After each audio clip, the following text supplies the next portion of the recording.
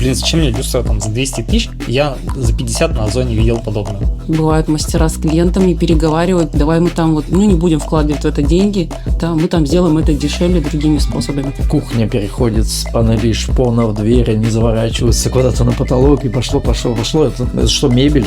Это не мебель. Делать дизайн-проект и отдать его клиенту, не реализуя этот проект, это деньги на ветер. Потому что вот этот проект, я его рожаю несколько месяцев. Мы вам перекрасим, но у вас может цвет отличаться немножко.